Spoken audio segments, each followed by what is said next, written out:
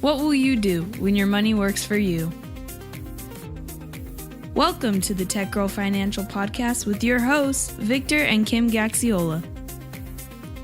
In this episode, Victor and Kim continue the Breaking Money Silence series by exploring how to apply the concepts and strategies of Kathleen Burns Kingsbury's book to talk about money at home, with your kids, and with aging parents. From the home office in California, here is Victor and Kim. Welcome back from sunny California. Well, not so sunny lately. It's been rainy, but I think the sun is coming out. I hope so. So here we are, episode number 4 of the Breaking Money Silence theme that we continue. And this time we're going even deeper than episode 3, where we talked about how it applies to spouses and couples and significant others. That's right. And as we go through this journey, we're getting better and better talking about this, I think, too.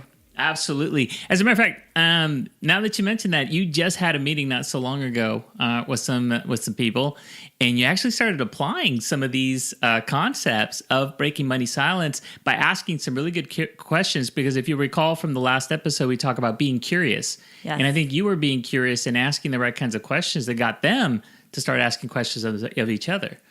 Yes, I think I'm growing through this process. I'm really happy to say it's really a great tool for me as a planner to be able to ask some questions and get curious instead of making assumptions. And that's a big part of the Money Talk guidelines. Get curious, don't assume. And so this actually helps me a lot figure out what it is that clients are feeling and thinking in order to drive the best answers for them. Mm-hmm. Well, I think it should be no surprise for people that when it comes to talking about money, I mean, you talk a lot about the numbers, and those make sense. Like, numbers can make sense because you can graph them, you can chart them, you can track them. You know if you're doing well or you're not doing so well. But the hard part here is getting to the emotions, the emotions behind money. And I think that that's been the theme here when we're looking at breaking money silence and really putting people to the test, having these conversations, which sometimes can be a real challenge. Yeah, I'm moving from the left side of my brain, which is really the thinking and the number side, right? Mm-hmm. I don't want to mess that up. Sometimes I have a tendency to do that. I'm moving over to the right side, getting comfortable there. So it's exciting. Well, I like how you say that you're going through this process. And I'd say it's the same for me from the standpoint that I, quite honestly, I'm a little bit more comfortable with the touchy-feely. It's the numbers thing. So this is why it's good yin and yang between us, right? Because we balance each other really well. And the reason why today's episode, I think, is extremely important is because we're talking about breaking money silence now at the home and talking about how you use what you've learned and what you've developed over the course of your own lifetime, and then start passing that to the next generation, to your kids, and then how that will help you down the road as it relates to talking to your parents as they get older. Right. And it's a lot of, what we're going to be talking about is really exciting stuff, because as we think about our kids and what we want to pass down to them and making it comfortable for them to speak about money topics will help us in the future when we need their help with our own finances, when we're aging and just are too confused or no longer able to make sense of our finances. I can't believe a time like that is going to come for me, but I have to prepare for it. It's true. And I think it happens for a lot of us. And so today's episode is actually going to be broken down into 2 parts. The first part is we're going to talk about breaking money silence as it applies to addressing money issues and money challenges and the values around it to your children, right? And to the kids around you. And then the second part will focus on then how do you approach talking to your parents as they get older and they start having specific needs, which you can be a part of. Absolutely. Okay, Kim, so I wanted to start our conversation today with why this is so important when you look at establishing this foundation and having a conversation with your kids and the impact that these childhood experiences have. Now, Kathleen noted in one of her books, and I actually highlighted this piece, was that early childhood experiences, especially those that take place between the ages of 5 and 14, for the majority of the money scripts will influence your financial habits daily. So the reason why I highlighted is because it starts early. I mean, when you start looking at these things starting at the age of 5 and then going for the next 9 or so years up until 14. So much of those money scripts that we've talked about in previous episodes are established at a very young age. That is really interesting. And we used to say at Kid Lead, when we coach leadership skills to kids between the ages of 10 and 12, is that was the age that they were just so moldable. Their minds are like clay, and you could mold them and lead them in the right direction. So it's really exciting. If you're out there and you have kids or grandkids in that age, take the time and start talking to them about money, because we can mold them to have lifelong good money habits. Right. And so if we establish, let's say that in the last episode, we were talking about the couple, right? So the couple working their own money scripts, understanding and breaking the money silence between them, they start learning the value systems that they both share. So how do they go about then sharing some of these value systems to the next generation? What are some of the approaches? So I think there's a lot of different approaches, but I'm thinking about conversations that I've had with my own kids, especially my daughter, and I'm trying to teach her about a loan or this and that, and her eyes are just rolling over. Mom, this is so boring. So instead of just talking about an issue, role play it. I mean, if she wants a computer, how about a loan? Offering to, make it a loan, be the bank of mom and dad. And then when it comes to actually dealing with how they're going to pay you back and having to pay back interest, they're going to learn. Absolutely. So that's one way. Another way is we've got them in 529 plans. My daughter has a Roth IRA. Give her statements monthly and let her start looking at that value and seeing what's happening. Part of the idea of teaching them is just by creating awareness. We did something else when Mika was 5. She really wanted that Wii, remember? Right. And we weren't ready to just pay for it out of pocket. And so we decided to match her 50%. For every dollar she spent, we would match 50%. And I'll tell you, that really impressed her as well as our son Noah, because, every time he asks for something, he asks if we'll match him. I think what Mika learned from that experience is the fact that it takes time, to get the things that you want.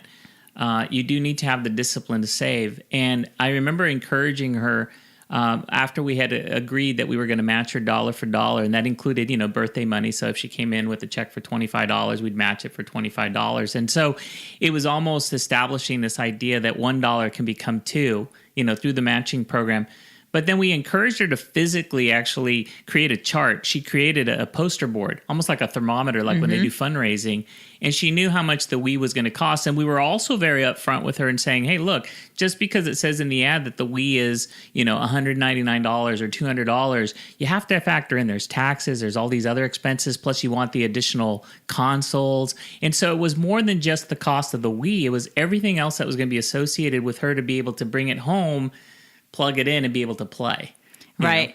So it was the entire solution. It wasn't just the one piece of hardware. Yeah. So I think she's heard my money scripts, because I just recently heard her say she really doesn't like spending it. She likes to save it. I think she definitely got that from you. Well, the other thing too is at a very early age, we've given the kids responsibilities around the house. And as part of those responsibilities, I always, growing up, talk about my own money scripts and understanding is my parents were always very good about giving us a weekly allowance, and we would budget. We learned that, we could kind of count on, I suppose, that we were going to get an allowance every week if we behaved and our grades were good. And then once we got that money, we could either spend it or you can save it, especially if you wanted to buy something. And so that is something that I learned, I appreciated, and then we started doing with our own kids.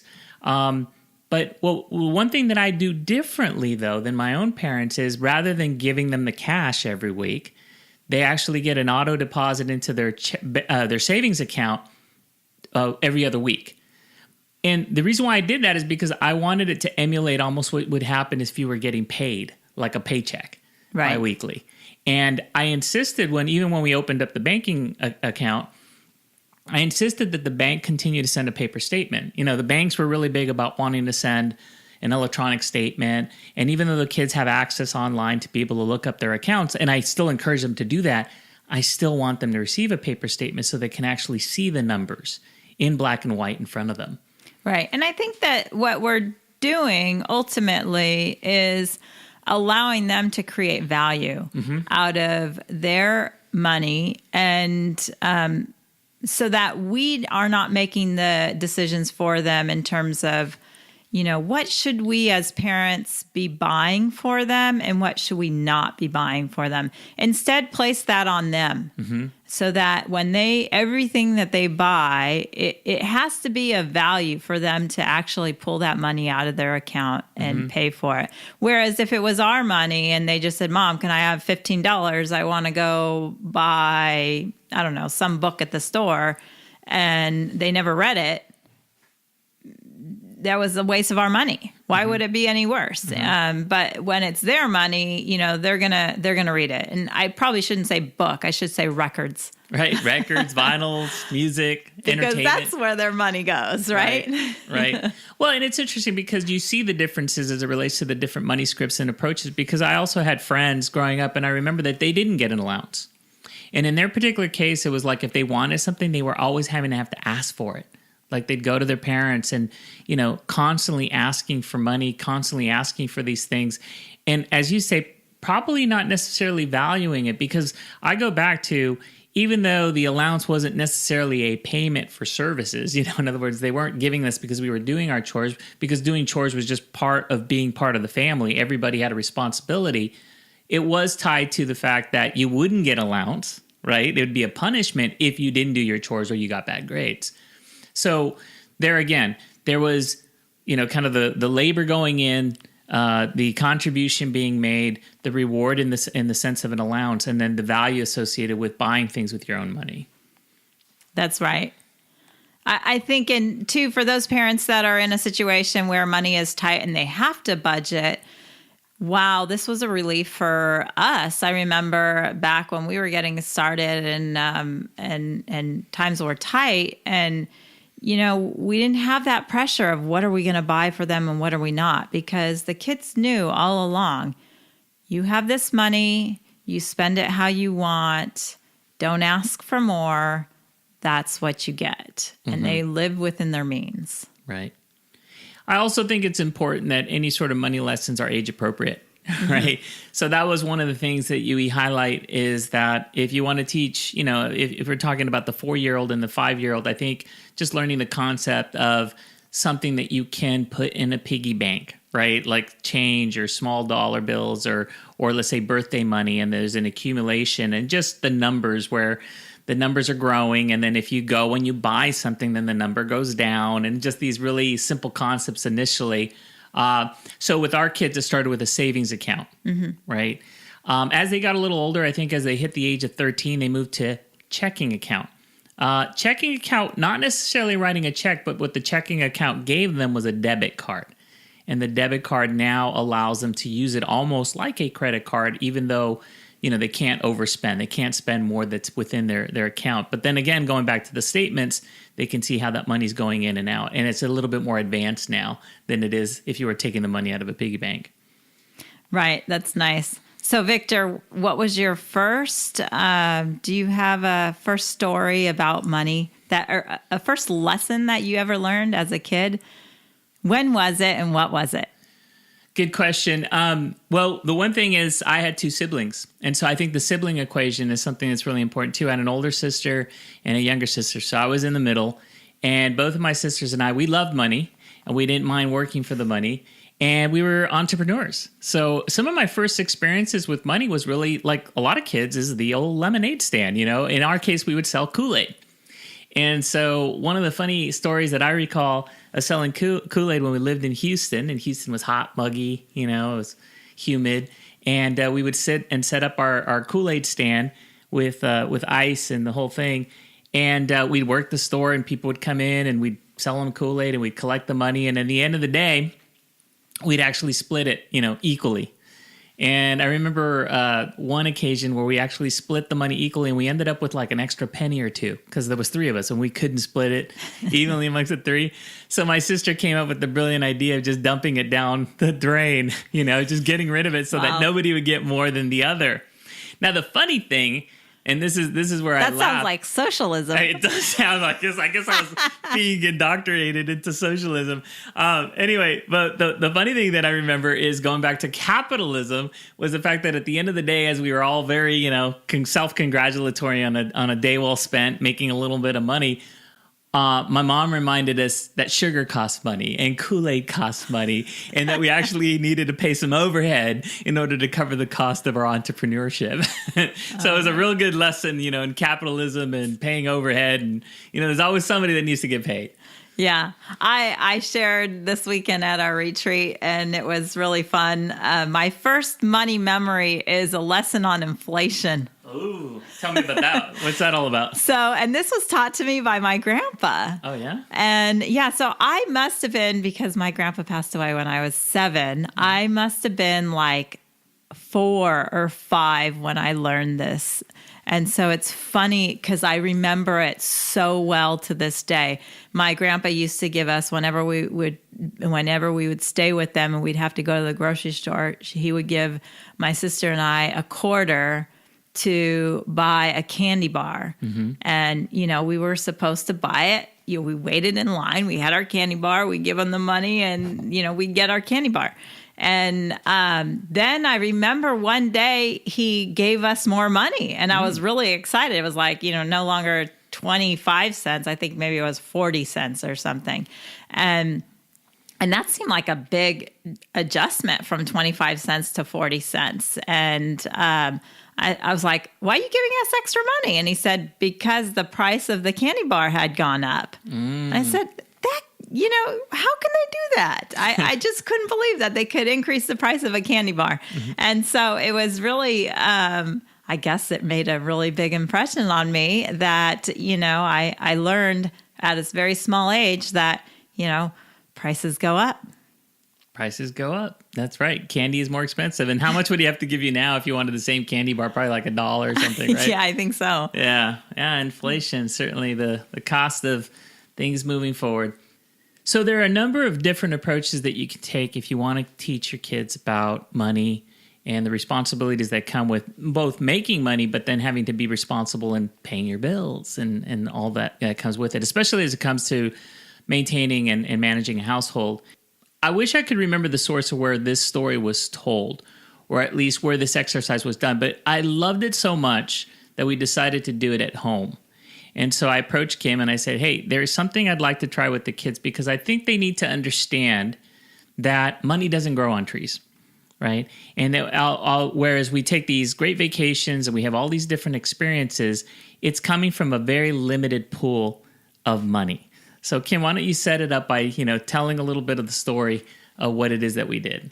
So I love this story because you definitely could see how the kids were understanding it. And this has a lot to do with budgeting. So highly encourage this idea because I think that's one of the toughest things that people have trouble with is budgeting, especially when kids go off to college. And if they've never had many money dialogues with their parents, then they could be absolutely lost and misguided. And so what we did is we took out 1 month's income and you made me go to the bank and pull out this cash. And I remember just feeling so awkward. I had never had that much cash in my hands and all at one time. So we brought it home. And we sat them down and you went over, Victor, the expenses because you're the one that does all the daily detail, high level detail of where everything goes.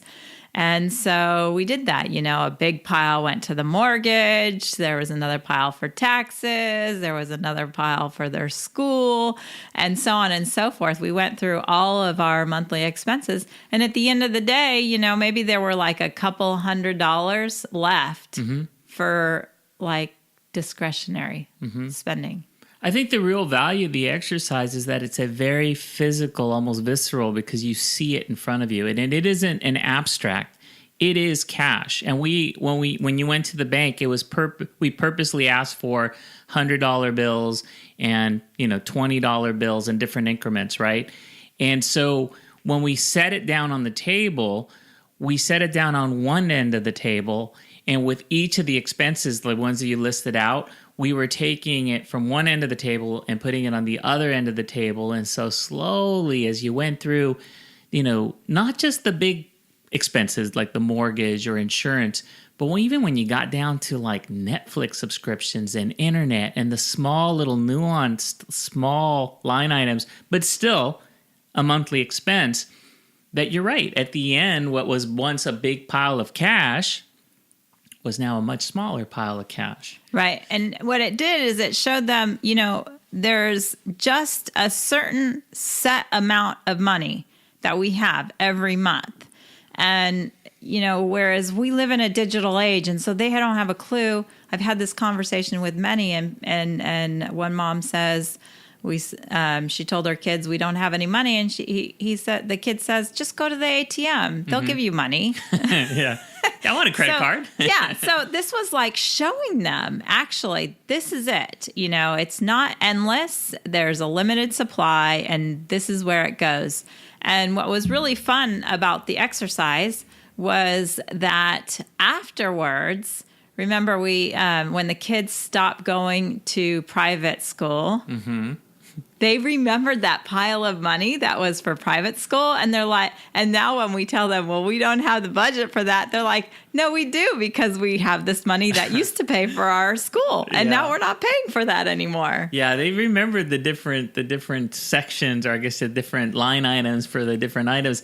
What I thought was really powerful, like we talked about how it was just like the small little, the small pile of leftover, was really letting them know, when you come to me and you say, can I go here or can I get this? It's coming from that pile. It's coming from that. And so it's not like this, as you said, this endless, bottomless and endless pit of money. It's coming from that pile, and that's it. Right. And I think we do have to start talking about money or get physical with it. I mean, that sounds so funny. But the fact is, in this digital age, it makes money silence even bigger of a problem, because we're putting down credit cards and whatever we're doing. You don't know where that comes from. Mm-hmm. Well, there's a reason why casinos operate in chips and not in cash. That's true. I know. That's a funny way of putting it. So that also brings up another topic is, you could do this same exercise with Monopoly money, but it's just not as powerful as when they see the real dollars and cents. That's true. So I did do some homework, before we did this. So the first thing was to try to arrive at what was our gross monthly income collectively for the month. And then the other exercise, as you said, because I manage a lot of the day, I would say the day-to-day or the month-to-month type bills, was itemizing each of the different bills that we pay on a monthly basis, and starting with the largest and then working my way all the way down to, Netflix subscription or Spotify subscriptions and things like that. There was only like $14 or $15 a month, but it adds up. Right, it does.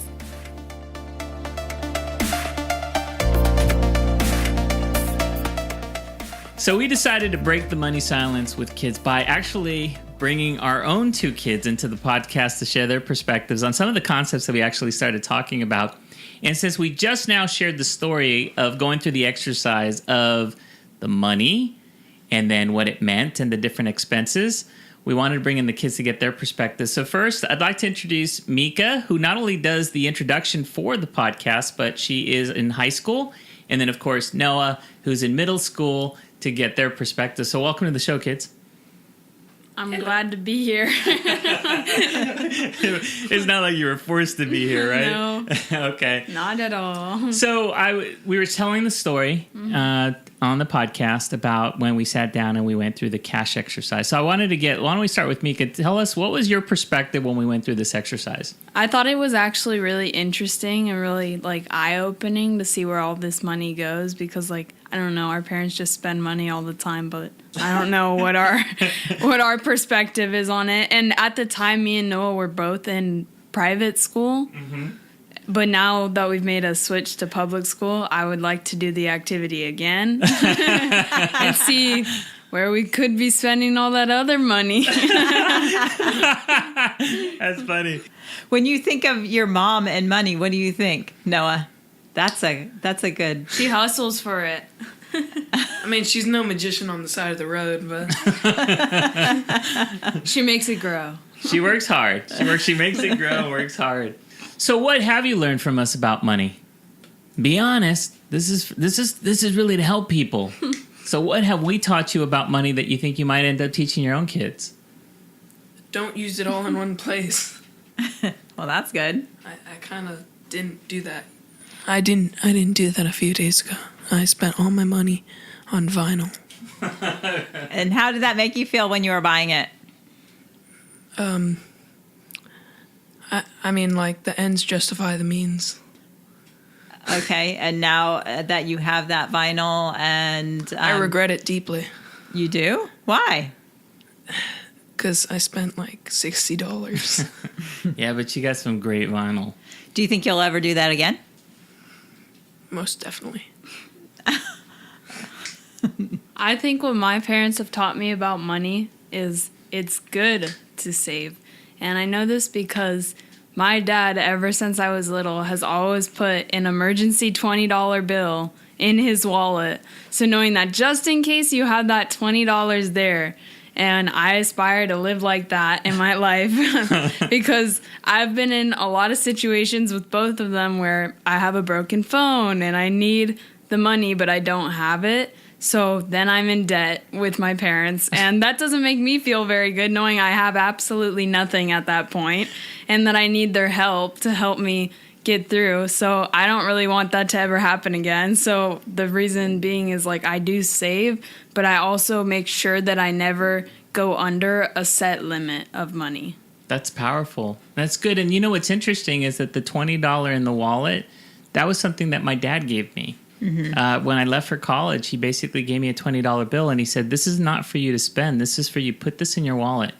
He says, "Put in the wallet, and if you, it's an emergency $20, because with $20 you can always get a cab somewhere, or, you know, you can get help, or if you need something." He says the important thing is, though, that if you use it, you got to replace it, you know, as soon as possible. And I've used it maybe in the last 20, 30 years. I've probably used it a dozen times, and it's always been replaced. But I remember the first time I had to use it, I felt so bad. I felt so bad and irresponsible that first time. Then it got a little easier as I got older. But I'm glad that passed on to you and that you feel the same way. Well, and that's funny that you said you never want to go into debt because you've done that before. I remember when you broke your phone and we made you fix it. And you owed us money for like a couple months, huh? Mm-hmm. Well, one of the things that's also changed is that, Mika, you got a part-time job. Which is great. You know, you're in high school, you're working, you're earning your own money. And so I was curious, how has your job changed your perspective on money altogether? Yes, I do feel different about money because now that I am saving it and getting it on a regular, timely basis, just based on the hours I work, I know the amount of work I have to put in to get what I want to get out of it. Mm-hmm. And because of that, like, it allows me to build up my bank account so that I am able to spend more, but yet I still try and watch out for that limit that I set myself to. And I don't know. I'm just a person who gets scared when I spend. Well, you know, even though I have money. Wow, we really passed on a saving script, right? She did. She inherited my I like to make it more than I like to spend it. That's right. That's right. Well, I remember when I first started working, and I'm curious as to whether or not this has been in your experience, is that spending money took on a whole different perspective for me when it came to, let's say I wanted to go to a concert or I wanted to buy an album or what have you. And it said it cost this much for the concert, it cost this much for the album, that I would equate to how many hours would I need to work in order to pay for that. And then it was like, is it worth 2 hours? Is it worth 3 hours of my working time? You know, has that been an experience for you? Yeah, I guess like there's been things that I've wanted, and I know that if I needed the money like for that, I would want to work more. But like how I was saying about like how I did the saving thing, I have noticed that because ever since I have started getting more money, my saving set has become higher because I'm like, okay, maybe it was like $50, then it's $100. Now that you're getting more, it's $200. Like I just never want to go. Your I plateaus. just like my plateaus of the money. Save it. Like I don't want to touch that money. That's interesting. And Noah, one of the things that happened is just recently you had a savings account, and now it became what they call a high school checking account with the debit card. And how has your spending changed now that you have a debit card? Well, it definitely increased, I feel. I like having it because it definitely gives you more freedom. But you kind of lose a line of defense while doing it because before I would ask for cash and like you could take it out of my account, I'd say a lot. But it's like when that cash was out, you were kind of done. But here you just take it straight from the account. So, I mean, I guess it's kind of more impactful on the account when you spend more. But again, there is more freedom to it. You could definitely spend when you want to. You could definitely buy stuff online, you know. And you could get cash. I mean, you don't need to be there. I could just get some from the ATM. So I do like the freedom of having it, but again, I'm more afraid to use it. That's really interesting because what you're talking about is these two, like freedom, but the freedom comes at the cost of potential fear of abusing the freedom. And I think having had a high school checking account, much like Noah, he just opened, like having that debit, I understand like the freedom point. When I first got it, I wanted to use it. Like I was like, okay, I can use this now. But like now it's like, I'm so glad I do have it. And the fact is like, it's perfect because like there's apps for it and you can set reminders if you're under a certain like level and just I don't know, I'd like it a lot, and it just like shows you everything you spend, all the inputs of money, and just I don't know, it's really helpful for me. It's been helpful. And for me, I've been trying to save for a MacBook, but it's a little harder to save because before it would be like, oh, I don't have the money to pay for that thing. But now with this debit card, I have the money and it's in my account. So I'll like, say for example, all those vinyls I bought that with my debit card and I would never have the cash to pay for it. I have a question, and I hope it doesn't put you on a spot. I don't know how many of your friends might be, you know, weekly listeners or bi-weekly listeners to the Tech Girl Financial Podcast. But so the question is this: do you think that you are more knowledgeable about money than your friends, about the same, or less? How are you feeling about your, let's say, your money knowledge? So I don't talk too much with my friends about money because I'm like in 7th grade. Neither of us have real jobs, but I assume so, yeah. I assume that I'm good with money. I assume that because it's running in my head. Sorry, Mika. Because it's running in my head, I think about it more than I talk about it. And I think, I don't know, maybe other people do the same thing, but I assume, yeah. Yeah, I think that definitely as you get to high school and like as you get older, like money does come about like more often. It's more like how much are you making, or how much like do you get paid at your job? And it's like, so I know some of my friends do get paid more than me, but the thing is they don't have the same way of using their money. I know that like just some of my friends I know, like it concerns me even because they'll just spend it. And like I know that they have debit card counts too, and like I have this one friend and she just spends it all the time, and she'll be like, look at, this is my bank account. She'll show it to me, it'll be like $3. Like that would stress me out. But the thing is, which is different for her, is where I have an allowance where it's like that constant like stream of money for the work that I've been doing around the house. Like I know that I'll get the allowance. Like they don't have that kind of assurance. And it's more of just like, oh, I'll ask my mom if she's in a good mood, like for $20, which stresses me out. And that was always a surprise to me, because growing up, my mom was never like that. It was always like, you get your allowance and that money you spend on what you want to do. Like I remember going to the movies with my friend one time, and they're like, oh, you don't have enough money to buy this? And I was like, no, because it's my own money. And they're like, oh, just ask your parents for some. And I was like, no, my parents are not going to give me money. Like, I'm going to this movie because it's something I want to do for fun. Like, they're not going to spend on that. Yeah, for the record, Kim is usually in a pretty good mood. It's not like, and me too, yeah. Right? It's not like we wouldn't give it to you if you didn't need it. But I think that goes back to that whole thing that, you know, there is one concept that came up in Kathleen Burns Kingsbury's book, Breaking Money Silence, which is let failure happen. You know, right. There have been occasions where it's very easy, I think, for parents to want to solve the issues and the challenges for their kids. And it would have been very easy, not very easy, but we could have purchased that Wii for you. You know, You came to us, you said you wanted the Wii. We had the money, and we could have spent the $200 plus for the Wii and all the console. But we also knew that you were unlikely going to value it unless you bought it for yourself. Right? Mm-hmm. And so I think it's important that you understand that money carries with it value. And in this case, the Wii was going to be yours, and you were going to feel a sense of pride in owning it.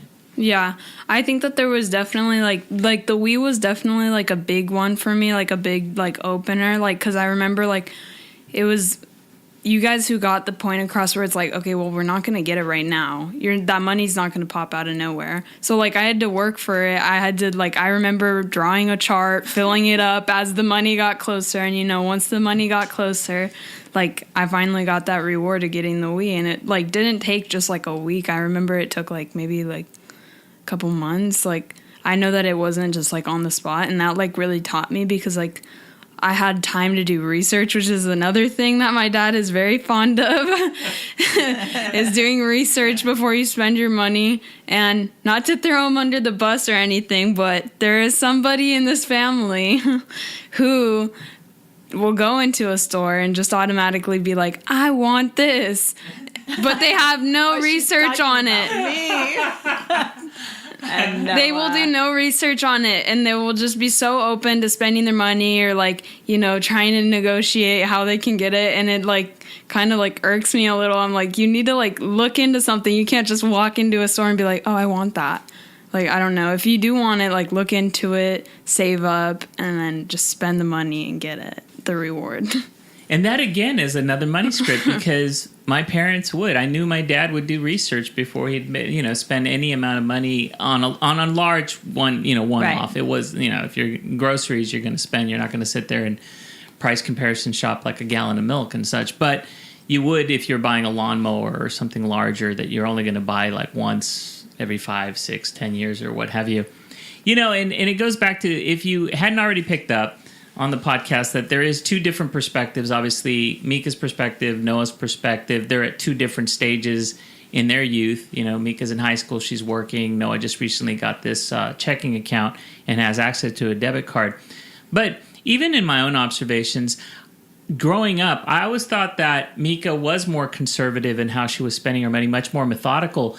Noah was more like, I guess, like you, Kim, from the standpoint that if he sees something he wants and he's got the money to buy it, he'll buy it.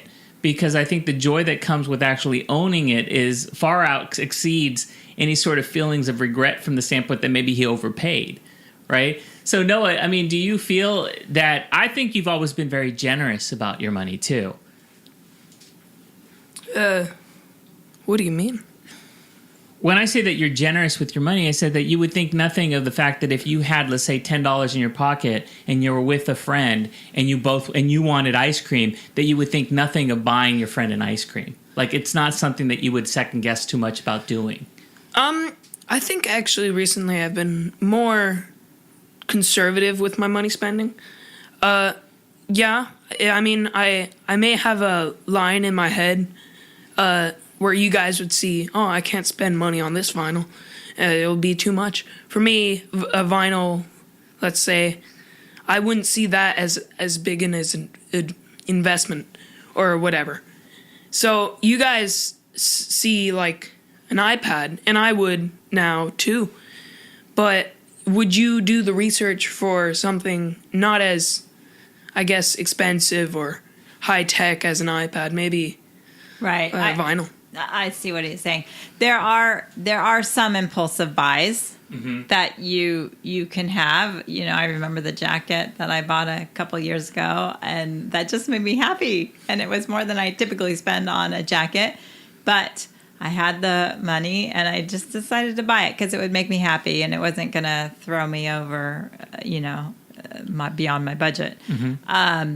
But then there are other times that, like, of course, and Mika, you say that I don't do research, but I listen to word of mouth. And, I get feedback from other people when I'm looking at researching things. I don't probably do the amount that you guys do, but I do a little. Yeah, and I think it's the difference between the convenience, right? Convenience worth the savings, And it goes by to, like, I go back to the fact that there are sometimes, obviously, everybody knows in their neighborhood and their community where you can get the lowest price for gas, right?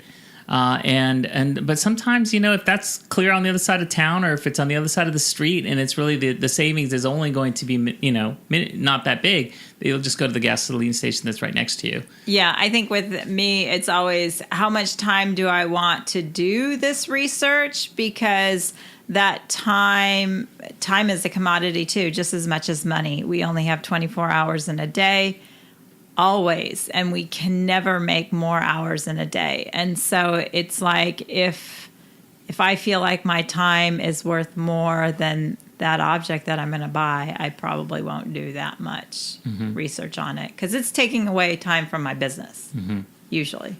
Well, kids, I wanted to thank you for joining us and sharing your perspectives on money. Did you guys have anything else that you wanted to share? You said generous about my money, and I would like to object that. I am known in school for being obnoxious when I'm owed money, because I bring it up every time I'm with that person. And I'll bring it up in a lot of sentences. So they'll be like, oh, hey, Noah, how you doing? I'd be better if I got my $10 back. Wait, but wow. But are you loan sharking at school? What are you doing? Are you lending money? You're the Bank of Noah? So this has been really fun to be here with you. Yeah, but my time's running short. We'll have to teach you about lending money to make more. Well, thank you guys for being here and sharing your thoughts with us. It is an eye-opening experience. And parents, just want to remember and constantly tell you that to be aware your kids are listening. So whether it's the good money scripts that I have or the bad money scripts that I have, I'm sure I'm passing those down to my kids because I'm pretty verbal about money. I don't really have a silence when it comes to talking about it with my kids. So I'm sure if I was to ask them how I felt about taxes or big government or something like that. We know. What would you say, Noah? You know my feelings. To be honest, I don't get your feelings. I just get the vibe. And with that, we want to thank you again for joining us, and we'll have you back sometime. Yes. Thank you. You're welcome. You are very welcome. You're welcome for making this the most interesting podcast.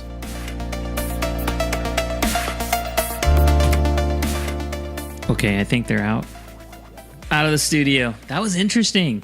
It was really interesting, huh? And what I found out is that Noah, now that he has an app and now he has a checking account that he's responsible for, and he's actually aware of the money going in and the money going out more, it's building more conservative habits as opposed to the past when out of sight, out of mind, he never had a clue how much was in his account. Absolutely. And what they really tapped into, which is interesting because I know that, Kathleen Burns Kingsbury talks about this in her book, Breaking Money Silence, as it relates to perspectives on money, is the emotions associated with it.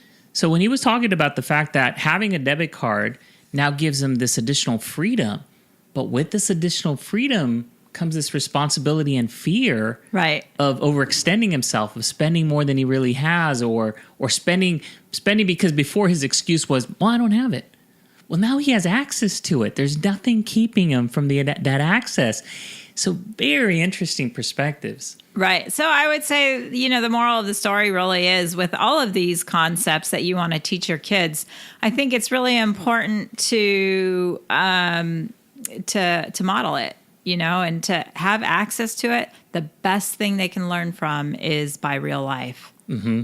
Absolutely. And the other thing, too, is, look, working with people, talking about money, talking about investments is something that you do every day. And yet it's something that we do not do necessarily every day with our kids. And yet they're modeling, they're seeing, they're observing. And so I think the real takeaway here is, don't let the silence in your family keep you from having the conversations to get the perspective from your kids, because they are watching and they're learning. And as I've pointed out a couple of different times, as you did too, Kim, when you were talking about the story of inflation, is they carry over to the next generation, and they carry over as they have for me and now passed on to the kids. Right. So now we can start talking about being in that sandwich generation, right? We have kids and we have aging parents. And whatever we pass down to our kids is passed down from our parents. Hopefully, some of those are. And we need to blend that because, in the future, there will come a time where we'll need to help our own parents.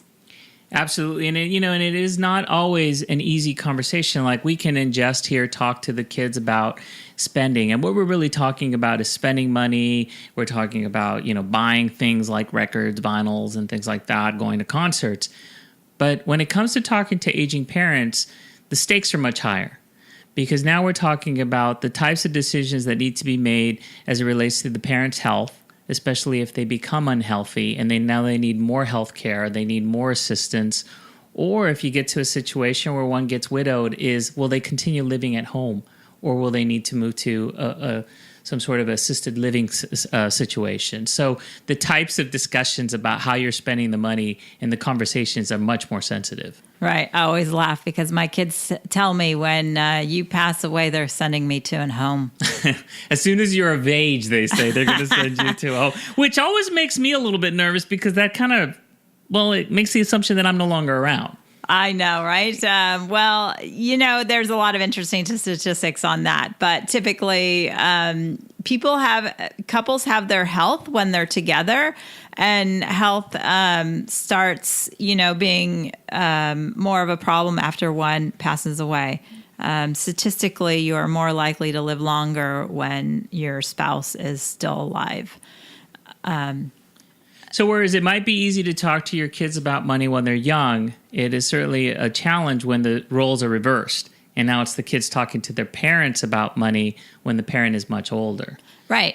So it's funny when my kids say they're putting me in a home, I come back and I tell them, okay, you can do that, but that's your inheritance going to that home. So if you take care of me, you might end up with more of an inheritance.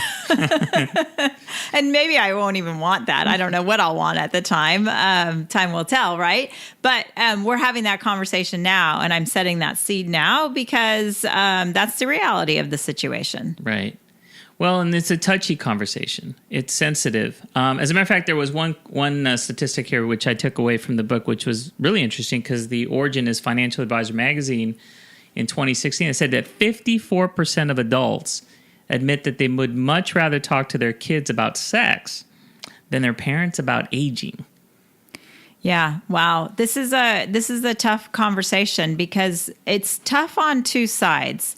As a child, we never want to see our parents get old and become dependent on us because they're our parents. We're used to them taking care of us. Mm-hmm. And so that's really a hard thing. At some point, we as the adult children have to step up and help take care of them. That's really a hard transition, I think. And you're never quite sure when is the right time. And you want to believe that your parents are in good health and they can be independent.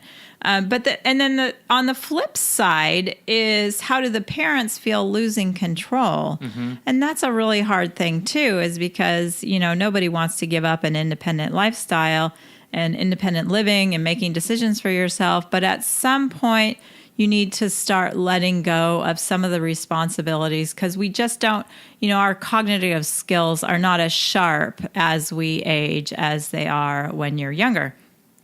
Well, actually, according to the Alzheimer's Association, they did a study back in 2014 and found that 50% of people 85 years and over will experience some type of cognitive impairment. So the stakes are high. And what makes it really challenging to have these conversations is that nobody really wants to have a conversation about mortality, especially if you start thinking about the need for a will or an estate plan, because no one wants to think about their parents passing away, and the parents don't want to think about themselves passing away. So it isn't an easy conversation to have, but it is something that must take place. And you're not alone, especially for those of you that have siblings. It's good to talk to your siblings. And you see, I would hope that when it comes to the planning that we will do, well, in the best case scenario, Kim and I, we would do the planning that wouldn't necessarily require the kids to do a lot of this for us. But the fact that they have a relationship and they have conversations and they're comfortable talking about money, my hope would be that as we get older, that we as a family can have these conversations so that we are never really a burden on them. And then they know exactly what our wishes are when it comes to us getting older and aging. Right. I always say, when you have these money conversations, you do not need to have the exact dollar and cents divulged. And some, especially with aging parents in traditional setting, money wasn't talked about. And so it's still very uncomfortable, but there is still a way to have these conversations about money without giving exact dollars and cents. Mm-hmm. There's, a lot that needs to be discussed. How do you want your care? Do you have funds available for that? What do you want to have happen when you pass away? And a lot of conversations in and around those topics. And let me tell you, it's not going to happen all at once. That was the other point I was going to say. It was exactly that. You can't expect to have this entire conversation in one sitting. As a matter of fact, I think the recommendation is that you do it like in 20 to 30-minute clips, right? Maybe address one thing slowly. The important thing, much like exercise, is that you're just doing it, that you're moving. Right. And I think, again, this you have to be aware. You may want to have this conversation. They may want to have this conversation too. Mm-hmm. But if you can just arrive, when you're first going to start talking about these conversations, perhaps just say something like, I would like to start understanding your plans better. Mm-hmm. And you don't have to tell me everything right now, but, first start with one topic about care and how do they want to be cared for, and what happens, with them if they can no longer, if they're mentally incapacitated and need to have somebody help with the funds, and so on and so forth. There are a lot of topics to think about. Break them down into, bite-sized chunks and prepare them ahead of time. Tell them what you'd like to talk about, and then tell them when, or ask them when would be a good time for them to talk about it. Get their suggestions, because you want them to still feel in control, and they should be. It's their hard-earned money. It's their lives. It's their care that we're talking about. And so really they should be in control of the conversation.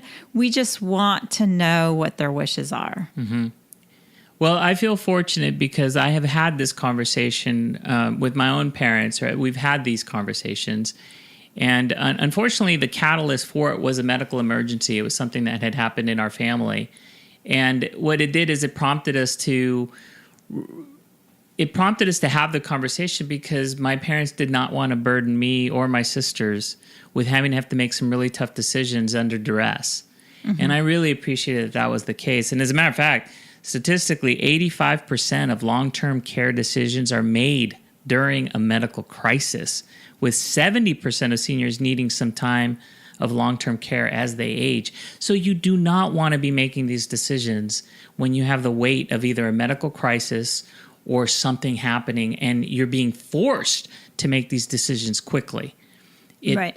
So it's important, as you say, you take your time, you have the conversation, and then you start establishing the right kinds of documentation.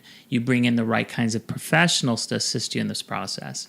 So one, I'm going to bring back the money guidelines because it's so important in these conversations that you understand not just the directions of how to execute their wishes, but why it is so important to them, because that is where, things can be, get kind of complicated down the road. And just having an understanding of their own money scripts mm-hmm. and why they want, their money to be passed on, and all sorts of things. You have to remember that we're all different. So much like having a conversation with your spouse and knowing that your scripts are different than my scripts. Some of your parents' scripts will be a little different than yours, and you have to respect that and just understand that. Again, be curious. Don't make assumptions that why they're doing things that they're doing, and really, even when you think you understand what they're saying, break it down a little bit more and ask more questions. That's really great advice. And it's all part of the same Money Talk guidelines that you would be using when you talk to your significant other, when you talk to your kids, and here applying to aging parents. And I think it's important that, you establish that opportunity for these conversations mm-hmm. and go into it knowing that you're not an expert, they're not an expert. But as Kim had pointed out, there's countless stories of parents who, when they were approached by their kids to have the conversation, they were relieved. They were relieved because they just didn't know how to bring it up. And bring the professionals into the conversation too, because, me talking as a financial planner, I love it when I am engaging in conversations with two generations, the, aging parents and adult children and grandchildren and all that are involved. Don't think it's a burden on your professionals like the estate planning attorney and your CPA and your financial planners. They live for this because it really is something that when we're all talking together, we all understand it better. But when you play the game of telephone, she says this and you pass it on to the next person, and the next person passes it on to the next person, messages get misinterpreted. That is right. So today's podcast was a little bit longer, obviously, in tackling two very big areas, talking to your kids and breaking money silence with your children, and also having the difficult conversations in some cases with aging parents. So coming up next, we will wrap up our Breaking Money Silence series by addressing how you break the silence in the workplace. Yeah, so this will be really exciting. This is on the career perspective and giving you the tools to be stronger and negotiate for what you want at work, and really to know your self-worth and be comfortable asking for it.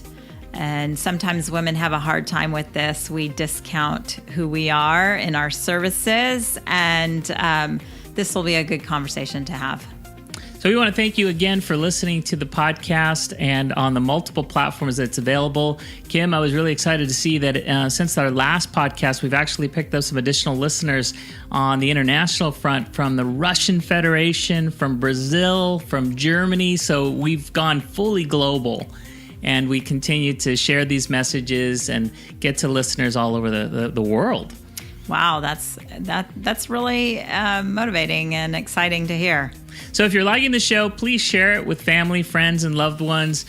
Don't forget that you can always ask us a question. You can send me an email at victor@techgirlfinancial.com, or if you're using Twitter, use hashtag AskTGF.